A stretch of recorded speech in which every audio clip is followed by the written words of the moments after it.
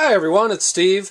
I wanted to go through my my tool set, and I wanted to do that for a couple of reasons. The first one is for anybody who might be new, starting out in the business as a telecom manager, or maybe even somebody who's working as a field technician. You know, I remember when I first got started, I had a lot of anxiety about owning the proper tools and how I was going to be able to afford them. And I have to say that after 25 years, I've pretty much slimmed down to what it is that's really essential. And so I thought that by sharing that information, it might help save somebody some money, might also help you prioritize your acquisitions. And also, if you are, you know, a telecom manager, you might be able to spot some of the key items that you're going to want to own to manage a telecom system, you know, for a company or an enterprise. All right, well, the first thing that's on top is what's in slang referred to as the butt set, but is more properly called the lineman's test set. You know, there was a time when I would have said that this was a staple item for my toolkit, except that this is designed to work on analog lines, and I'm finding analog lines to be becoming less and less common. So whereas it's probably still important to own one of these, I don't know that I'd run out and spend $250. I remember I bought this one. It's a Harris, which is top of the line.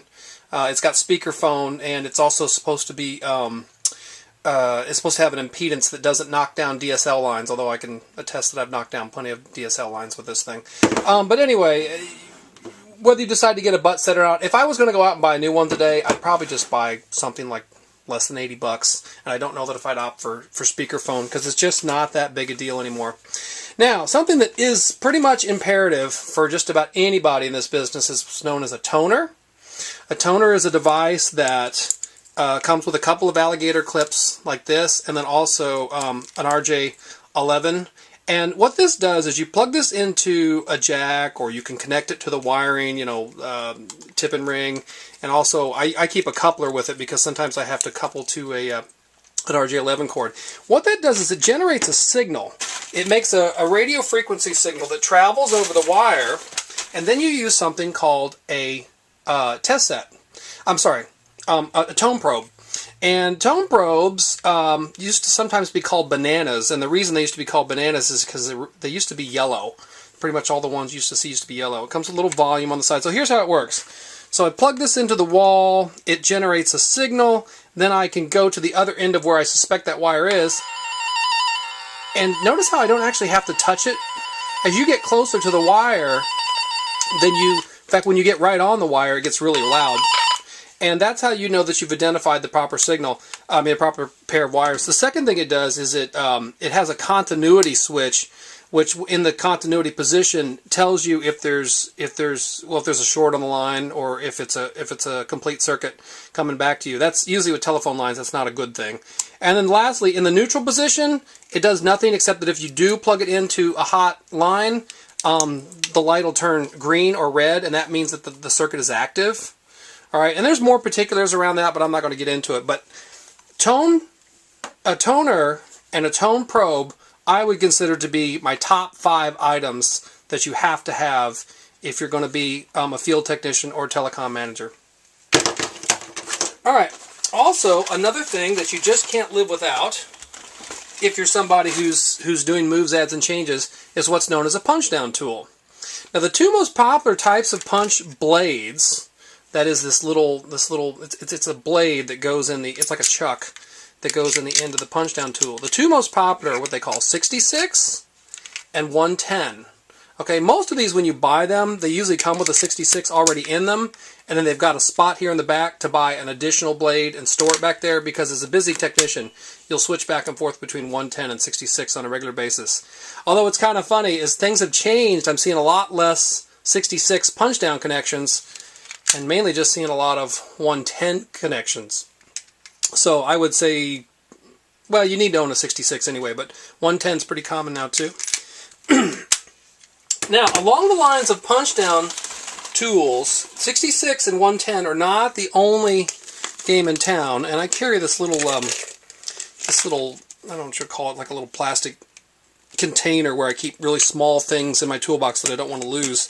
And one of the things for my subscribers who are Nortel users, because this is, after all, the Nortel guys channel, is this thing known as a Bix punch down. Okay, a BIX punch down, B-I-X, Bravo India X-ray.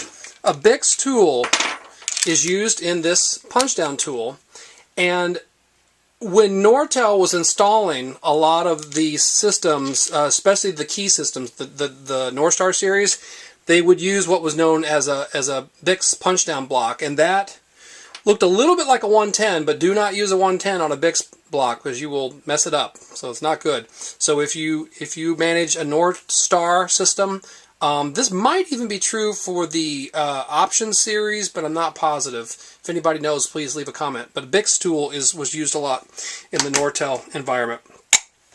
And then also, something you used to see a lot in the, I mean, I haven't worked all over the country, but I've worked in the tri-state New England area.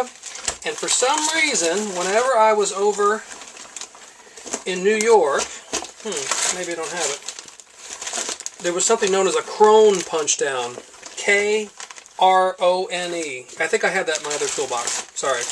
Krone punch down, which was used a lot in the New York Telephone Exchange, NYMEX. Now it's called Verizon. So that's punch downs. Again, in my top 5. Got to have tone and tone probe. Got to have punch down.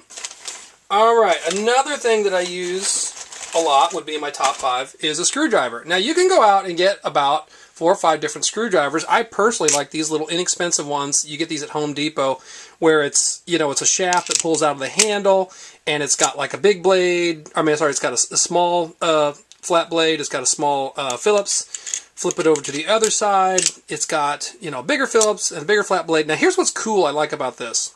2 things. One is that when you remove the actual screw driver bit, this also doubles as a 1/4 inch nut driver, and I think that one's the next size up. I'm sorry, I can't remember. I think 5/16 is the next size up. So that's really handy. The second thing it does that's really cool is that if you do a lot of work with a drill, is that I'll take this shaft by itself and put that in the drill chuck and use it as a drill bit extension for a screw, like a screw gun. Okay, so you got to have a screwdriver. Again, top 5. I think by the time I'm done with this video, there'll probably be more than 5 of my top tools. But tone probe, punch down, versatile screwdriver. And then another thing I use a lot is my crimp. Oh, wait, no, hold on. Since we're on top 5, let's do this. Scissors. Now, these are not just regular scissors. These are what are known as lineman scissors. Okay? Alignment scissors, you get these, actually I've noticed you can get these now in the hardware stores, like in the United States you can get them at Home Depot or Lowe's, but they're really heavy grade, they're designed specifically for dealing with low voltage wire. They've got a couple little notches on them right here for stripping back the, I don't know if you can see that, a couple little notches there for stripping back the 20 gauge, I mean the 22 gauge copper wire that the telephones use. Okay. Again, top 5. Are we up to 5 yet? Okay. Anyway, this is a crimp tool. Now, this is a very high quality crimp tool. This was made by a company named Amp, and there are other ones out there that you can get that are cheaper. I think I paid about $60 for this about 25 years ago, so I imagine it's probably, I don't know, maybe it's still $60. Anyway, what it does is it's got a spot here with a adjustable or an interchangeable little key to crimp down an RJ45 connector, or you can take this little key out and put in one for an RJ11. Okay, it makes very good, reliable crimps. Like I said, this isn't the only game in town. They make less expensive ones. I personally don't trust those. I worry that the connection's not very good, and so I use what's known as the Amp crimp down tool with the interchangeable RJ45 and RJ keys in there. Alright, those are pretty much my most important things. Like if you took everything away from me and said you need to go get the basics to be back in the telecom business, I would say if I had punch down, you know, the tone probe and toner, the amp, you know, the scissors and the screwdriver and the crimp tool, I'd probably be okay. But now here's some other things. And again, I've been doing this for 25 years, and I carry this little tool bag. When I first started out, I had this big, gigantic toolbox with everything in it. And eventually I began to realize over time that some things I was just lugging around for no reason. So I'm kind of passing this information on to whoever might benefit from it. Alright, one of the things I do frequently use is a multimeter. You can get these very expensive, but you can also get these very inexpensive. This is a Craftsman. It's not the best, but it does the job, and I think it was like 18 bucks, something like that. It wasn't very expensive. Great for when you're trying to check voltages on lines. The other thing I do is I have a really small little socket set. Alright, so that's all 1/4-inch drive sockets, both metric and English. And that's because in this business you invariably run into situations where you have to take out big nuts or bolts. I also have an adjustable wrench. Now here's something I came up with that's kind of cute. Is I took a spool of electrical wire. It was, electrical tape that came on a spool. And when it was empty, I took and I replaced it with jumper wire. Now most of you who are in this business know that jumper wire usually comes in these big 3 or 5 pound spools that are about the size of a 45 record. Boy, am I dating myself here. Anyway, what I did is I just made a small one out of an empty spool. You could use really any kind of spool, and I just wrapped a butt. And what's nice about this is there's enough on here that I can do several moves, adds, and changes with jumper wire, and it keeps me from having to lug around that big gigantic spool of jump wire with me. For those of you who don't know what jumper wire, it's this blue white blue wire. That's what's generally used on the backboard to connect from one piece of equipment to the cable that goes out to the endpoint. So you might connect from the PBX punch down block to the punch down block where the wire that goes to the phone or device is. So, and this gets used all the time, so gotta have that. Wire ties. Those are big ones. Little baggie of small wire ties. Here's another thing I came up with that's really helped save me a lot of time. Is I got this little bitty tackle tray, and I filled it up with all kinds of little things that I would normally keep out on my vehicle. But what I eventually got tired of is walking back out to the vehicle every time I needed something little, or lugging all that stuff in with me to a premises. So I've got like a handful of bridge clips, I've got some Velcro, some RJ22s, 45s, 11s, I've got some rack mount screws, just the things I used to run into on a regular basis just to save a little time. I had this little tackle box in my toolbox, big time saver. Electrical tape, it goes without saying, if you're going to do splices, you need to wrap them up with electrical tape. A small level is good because as you, especially if you're in the installation business, if you're mounting equipment on the wall, you'll want to know if it's straight. Here's another important one, although not necessarily a requirement for somebody starting out, but eventually something you might want to have. And these are not terribly expensive. And this is what's known as a pair tester or continuity tester. So what this does is it has RJ45s and an special RJ11 on there. We won't get into that. But what the RJ45 does, and you plug in here, is that it's sending a signal out on all the pairs, and then when it comes back to the mate, what the lights will tell you is whether or not all the pairs are connected and if they're pinned out correctly. So for instance, if there was a reversal, you would see a combination of reds and greens. Or if you saw nothing, then that would mean that the pairs are not communicating all the way through, which probably means you've either got a problem in the cable, but most likely you've got a problem when you either made the jack or when you made the RJ45 connector. Okay, that is something you use quite a bit, but if you're a beginner, you don't have to have that, but I would put that on your list of things to acquire sometime shortly. And then of course I keep a couple little patch cords for use with that in my toolbox. Okay. Let's see. A few other little odds and ends.